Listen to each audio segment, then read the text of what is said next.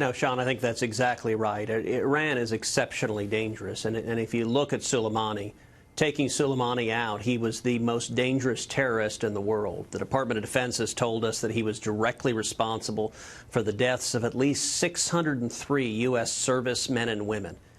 He has directed terror groups across the globe, including Hamas, including Hezbollah, targeting Americans, targeting civilians, and taking him out has made America safer. Now, as we look at this missile attack tonight, we see the Ayatollah Khamenei striking back and targeting America, targeting our bases. But I will say this. I think what you cautioned in your opening monologue is exactly right. Which is that we are not going to get into an extended land war in the Middle East. We're not going to do it. And when you see Democrats in the media lighting their hair on fire and saying we're headed to World War III, this is hysteria driven by the fact that they hate Donald Trump, because it used to be the case that we could all come together and say that when there's a terrorist who's targeting Americans, in this case Soleimani had just directed an attack on the U.S. Embassy in recent days, that taking out a terrorist targeting Americans is a good thing. I commend President Trump for following principles of peace through strength, but at the same time, we're not going to be sending our sons and daughters into harm's way for an extended land battle in the Middle East. Well, what do you do about countries that already developed nuclear weapons outside the framework of the Non-Proliferation Treaty and are daily violating resolutions of the Security Council and the International Atomic Energy Agency? I mean, that's the much more serious problem. But that's a different situation because those countries aren't openly threatening to wipe out another country. Nor is Iran. Just take a look at the statements. The statements are that they don't think, they said actually it goes back to Khomeini at the time of the U.S.-Iranian alliance, the Israeli-Iranian alliance, and Israel didn't care about it then. And it keeps being repeated. The statement is that, in the course of time, Israel should no longer exist. Well, actually, I happen to agree with that too. In fact, so do a lot of people in Israel, the ones who think there should be a single democratic state. That's not calling for wiping anyone out. In fact, Iran has supported the international consensus on the two-state settlement. Actually, there are two countries that are not only calling for some nation not to exist, but are destroying it, namely the U.S. and Israel. That's their position with regard to the Palestinians. And they're not just saying it.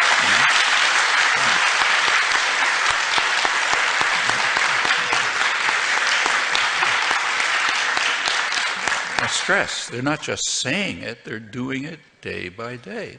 That's the meaning of the policies that are going on right before our eyes in Gaza and the West Bank, which we are supporting and paying for. So sure, you shouldn't call for the destruction of another nation, and you shouldn't implement that. Actually, the official position of Israel, backed by the United States, they've slightly modified it, but back about 20 years ago, their official position, the coalition government, Labor, Likud, was that there cannot be, I'm quoting it, an additional Palestinian state between Jordan and Israel. In other words, they declared, and the U.S. supported that there already is a Palestinian state, namely Jordan. I mean, the Palestinians object. They say, no, wait a minute, that's not our state. But who cares about them? We say that's your state, and there can't be an additional one. Well, that goes well beyond calling for the destruction of another country. I mean, it's analogous to saying that if somebody came along, suppose Ahmadinejad said, Jews don't need Israel because they already have New York. Okay? I mean, we'd call that a revival of Nazism. But that's the official, has been the official U.S.-Israeli position. So there's a lot to be, incidentally, about Iran. Nobody in their right mind wants Iran to have nuclear weapons, or anyone else. But it is and it's a horrible regime, undoubtedly, though there are worse ones in the region, which are our allies. Everyone, and I'm not referring to Israel, I'm referring to the other Arab states. I mean, in comparison with Saudi Arabia, Iran looks like a civil rights paradise. But but it's awful, no doubt. And there's a way to deal with it. Like, for example, moving towards a nuclear weapons-free zone. But among strategic analysts, including Israeli ones, there's no real question about why Iran is moving to nuclear weapons capability, which is not the same as having nuclear weapons. It's just being at a point where you could have them. Like most of the advanced industrial world is in that position. Japan, Italy, all sorts of countries. The reason is very simple. Actually, it was described by one of Israel's leading military analysts, very hawkish, Martin von Crefeld, a couple of years ago. After the invasion of Iraq, he wrote an article in which he said he doesn't know if Iran is developing nuclear weapons, and he hopes not, but he says if they're not developing nuclear weapons, they are crazy. That was his word. They're not developing them, they're crazy. The United States has just announced we're going to attack anybody we feel like and invade you if we can do it with impunity. So you better have a deterrent.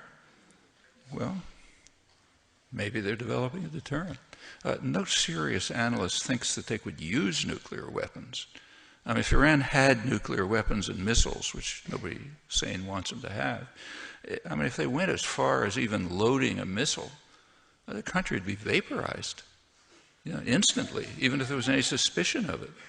Well, the clerics may be hideous people, but they've shown no particular inclination for suicide and destruction of everything that they own and everything they value.